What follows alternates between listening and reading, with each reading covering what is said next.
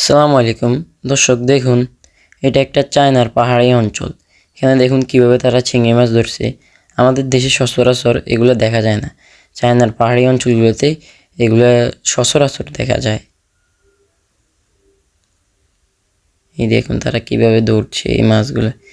এবার দেখুন একজন মহিলা সে কিভাবে একটা পাটি দিয়ে কিভাবে একটু তারাবাইং মাছগুলো ধরতেছে। আপনারা সবাই দেখুন কত সুন্দরভাবে ধরতেছে সে তারাবাইং মাছগুলো।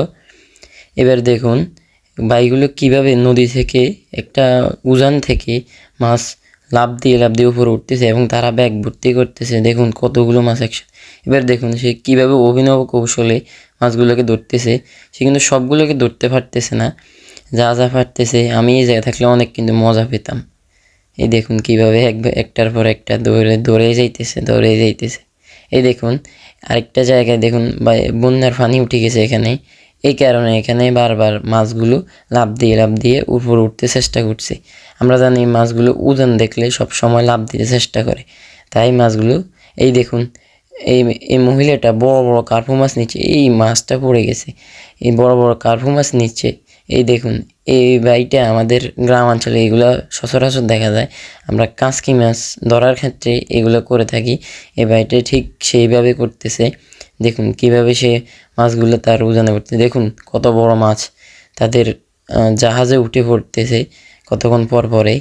দেখুন ভাই, এই দেখুন এইটা একটা পাহাড়ি উজানের অঞ্চল, যেখানে এখন প্রায় পানি কমে গেছে। এজন্য এখানে অনেকগুলো মাছ দেখুন কিভাবে উঠতেছে এবং বাইটি নিয়ে এইগুলোর ভরে নিতেছে তার বলের মধ্যে। এবং এই পাথরের ভিতরে দেখুন কত বড় মাছগুলো, দেখুন কতগুলো একসাথে।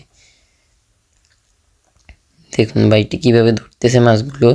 দর্শক দেখুন আপনারা, আমাদের দেশে আসলে সচরাচর এই দেখুন কত বড় বড় অস্ট্রেলিয়ান জাগুর এগুলোকে বলে, এগুলা এখানে উঠে যাইতেছে।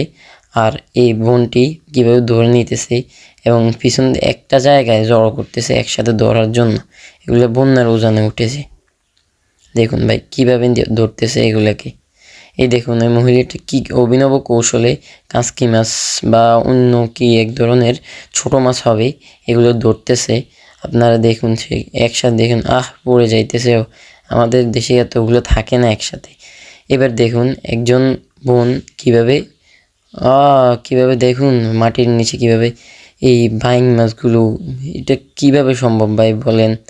এই শুকনো জায়গায় এতগুলো মাছ, এটা মাছ নাকি কোন ধরনের প্রাণী? আমার মাথায় তো